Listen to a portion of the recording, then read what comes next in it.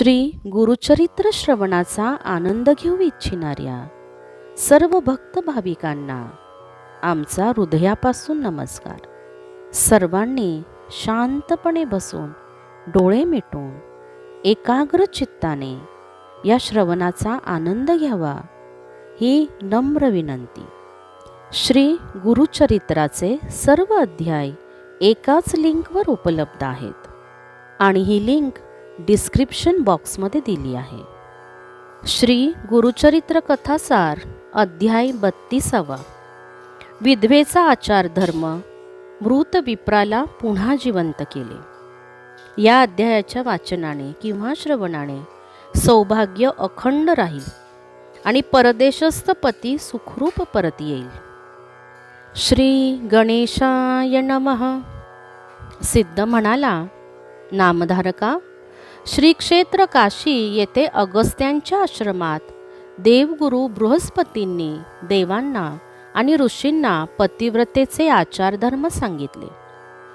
त्यानंतर त्यांनी सहगमन न करता वैधव्यात राहणाऱ्या स्त्रियांनी कसे राहावे त्यावर विस्तृत निरूपण केले. बृहस्पती म्हणाले, पती निधनानंतर सहगमन करणे हा साध्वीचा धर्म सांगितलेला असला तरी त्यालाही काही अपवाद आहेत. पती दूरदेशी मेला असेल, ती स्वतः गरोदर असेल, तिला लहान मूल असेल वा स्तनपान करणारे तान्हेबाळ असेल तर तिने सहगमन करू नये. अशा परिस्थितीत वैधव्य धर्माला अनुसरून आचरण ठेवल्यास तिला पती समवेत सहगमन केल्याचे पुण्य लाभते. विधवा स्त्रीने आपण संन्यासिनी आहोत असा भाव ठेवूनच जीवन जगावे. केशोपन करावे, नित्य स्नान करावे, दिवसातून एकदाच जेवावे, एका धान्याचे भोजन करावे, 3 दिवस उपवास करून 4थ्या दिवशी भोजन करणे, प्रतिपदेपासून पौर्णिमेपर्यंत चढत्या क्रमाने म्हणजे प्रतिपदेला 1 घास, द्वितीयेला 2 घास याप्रमाणे भोजन करावे आणि पौर्णिमेनंतर अमावस्येपर्यंत उतरत्या क्रमाने भोजन करणे. अशा प्रकारची व्रतोपासना करावी. जिला शक्ती नाही तिने प्राणरक्षणापुरते एकान्न घ्यावे. केवळ फलाहार किंवा शाकाहार करणे, केवळ दूध घेणे योग्य आहे. विधवेने पलंगावर निजू नये, मंगलस्नान करू नये, देहमर्दन करून घेणे, तांबूल भक्षण करणे, गंध, अत्तर, फुले वापरणे या गोष्टी करू नयेत. भगवान विष्णूंची भक्ती करावी, तीर्थयात्रा कराव्यात. सुवासिनी असताना आपल्याला ज्या वस्तू आवडत होत्या त्यांचे ब्राह्मणांना दान द्यावे. वैशाख, माघ आणि कार्तिक मासात करावयाची स्नान, दानादी व्रते करावीत. जलकुंभदान, धृतदान, तिलदान आदी दाने द्यावीत. दीपाराधन करावे. वैशाखात पांतस्तांसाठी पाणपोई घालावी. शंकराला अभिषेक करून त्याची पूजा करावी. ब्राह्मणाच्या घरी शक्तीनुसार पाणी पुरवठा करावा. मध्यान्हकाळी भुकेलेल्यास अन्न द्यावे. तीर्थयात्रेसाठी जाणाऱ्या भाविकांचे पादप्रक्षालन करावे. त्यांना गुळपाणी द्यावे. प्रवासामध्ये उपयोगी पडणाऱ्या छत्री, पादत्राणे, जलपात्र अशा वस्तू द्याव्यात. पती प्रित्यर्थ ब्राह्मणांना संकल्पपूर्वक दानधर्म करावा. कार्तिक मासात जव किंवा एकान्न खाऊन राहावे. वांगी, उडीद, मसूर, मीठ, तेल, मध आणि द्विदल धान्ये वर्ज करावीत. पळसाच्या पानावर पत्रावळीवर जेवावे. कास्यपात्र वर्ज करावे. कार्तिकात धरलेल्या व्रताचे यथाविधी उद्यापन करावे. त्यावेळी महिनाभर ज्या ज्या वस्तूंचा उपभोग वर्ज केला असेल त्या त्या वस्तू ब्राह्मणाला दान द्याव्यात. त्याला कास्यपात्रात तुपाचे दान द्यावे. भूमिशयन व्रत केले असेल तर पलंग दान द्यावा. दूध आणि दही दान द्यावे. ऐपत असल्यास गोदान करावे. दीपदान करावे. दीपदान फार श्रेष्ठ मानले जाते. माघ मासात महिनाभर सूर्योदयापूर्वी स्नान करावे. माघ स्नानाचे महत्त्व फार आहे. ब्राह्मणाला तिळाचे लाडू, खजूर, साखर, वेलची यांचे दान द्यावे. यथाशक्ती द्रव्यदक्षिणा द्यावी. थंडीपासून संरक्षण व्हावे म्हणून जळणाची लाकडे, वस्त्र, घोंगडे अशा वस्तू दान द्यावेत. गृहदान द्यावे. वर्षभराचे धान्य द्यावे. शंकर आणि विष्णूंची षोडशोपचारे पूजा करावी. शंकराला रुद्राभिषेक करावा. देवळातील दीपमाळ प्रज्वलित करावी. बैलगाडीत बसू नये. चोळी घालू नये. पांढरे वस्त्र नेसावे. पुत्र असेल तर त्याच्या आज्ञेत वागावे. विधवा स्त्रियांनी अशा प्रकारे शास्त्रसंमत आचरण केले, व्रते आणि पुण्यकृत्ये केली तर तिचा पती नीचकर्माची फळे भोगत नरकात खितपत पडलेला असला तरीही त्याचा उद्धार होतो. तिच्या पुण्याईने तो स्वर्गलोकी जातो. साधूने शोकमग्न ब्राह्मणीला पतिव्रता आणि विधवा स्त्रियांचा आचार धर्म समजावून सांगितला आणि पुढे म्हणाला, मुली, तुझ्यामध्ये धैर्य असेल तर सहगमन कर अथवा वैधव्यातील आचारधर्म पाळून कालक्रमणा कर. दोहोंचे पुण्य सारखेच आहे. यावर ब्राह्मणी म्हणाली, यतिराज, या परग्रामी माझे स्वतःचे असे कोणीच नाही. असे असताना तुम्ही माझे सांत्वन केले, मला उपदेशपर 4 गोष्टी सांगितल्या, पण मला विधवा म्हणून जगणे झेपणार नाही. मी तरुण आहे, सुंदर आहे. अशा परिस्थितीत लोकनिंदेचे कारण होऊ शकते. सहगमनाचे पुण्य अपार आहे म्हणून मला पतीसमवेत जाणेच योग्य वाटते. साधूने तिच्याकडे करुणामय दृष्टीने पाहिले आणि म्हणाला, मुली, तुझी इच्छा असेल तसेच कर. पतीला आरोग्यप्राप्ती व्हावी म्हणून तू मोठ्या विश्वासाने श्री गुरूंच्या दर्शनासाठी येथे आलीस. पण विधिलिखित काही चुकत नाही. ईश्वराची इच्छा असेल तसेच घडत असते. मग दुःख कशासाठी करायचे? हरिश्चंद्राने डोंबाघरी पाणी भरले. अजिंक्य असूनही बळीला पाताळात जावे लागले. रावण दीर्घायुषी असूनही कुळासहित नाश पावला. दुर्योधनाचे काय झाले? भीष्म इच्छामरण असूनही रणांगणात पडले. परीक्षिताला सर्पदंशाने मरण आले. या सर्व घटना काय दर्शवितात? काळाला कोणीच जिंकू शकत नाही, पण गुरुकृपेने विधिलिखित बदलू शकते एवढे मात्र खरे. ठीक आहे, तू सहगमन कर, पण तत्पूर्वी श्री गुरूंचे दर्शन घे. साधूने तिच्या भाळी भस्म लावले. तिला 4 रुद्राक्षे दिली आणि म्हणाला, सहगमनापूर्वी 2 रुद्राक्षे पतीच्या गळ्यात बांध. 1 रुद्राक्ष त्याच्या दोन्ही कानांना बांध. श्री गुरूंचे पाय धुताना ब्राह्मण रुद्रसूक्त म्हणतात. ते चरणतीर्थ घे. ते स्वतःवर शिंपड, पतीच्या देहावरती शिंपड. सुवासिनींना सौभाग्यवान दे. ब्राह्मणांना द्रव्यदक्षिणा देऊन संतुष्ट कर. श्री गुरूंची आज्ञा घे आणि मगच सहगमन कर.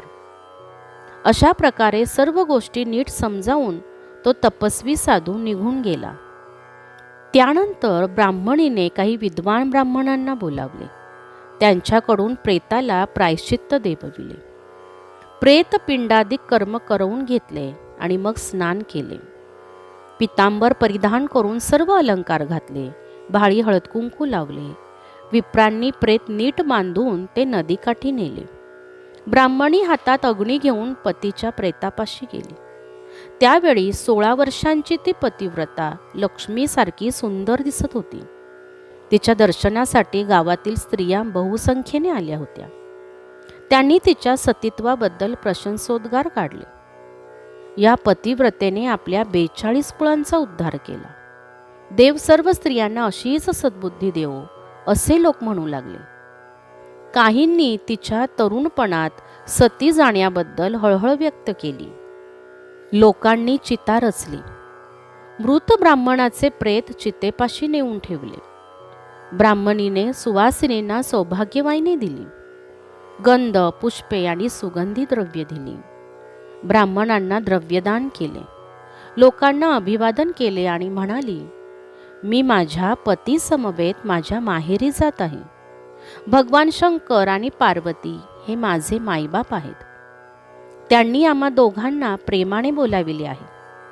आता या लेकीला निरोप द्यावा. तिच्यावर तुमचा लोभ असू द्या.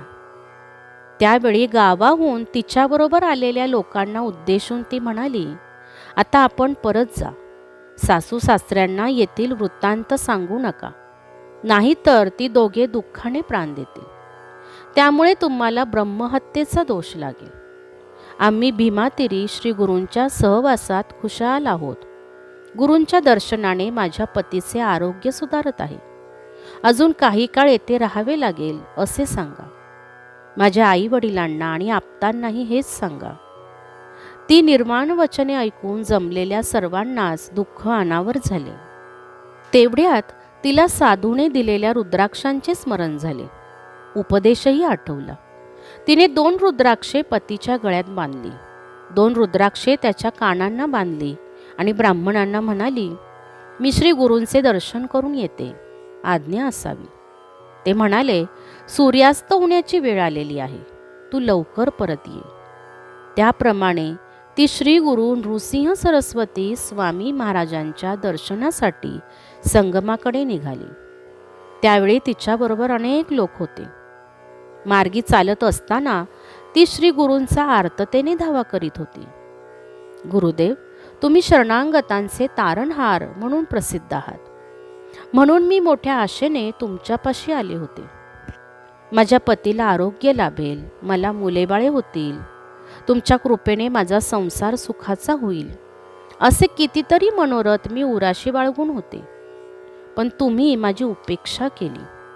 ही तुमची सत्कीर्ती बरोबर घेऊनच मी परलोकी जाणार आहे, असे म्हणत ती एक एक पाऊल पुढे टाकत होती. संगमावर एका अश्वत्थाखाली श्री गुरु निवांत बसले होते. ब्राह्मणीने सन्मुख जाऊन त्यांचे पाय धरले. गुरुदेवांनी सहज भावाने आशीर्वाद दिला. अखंड सौभाग्यवती भव.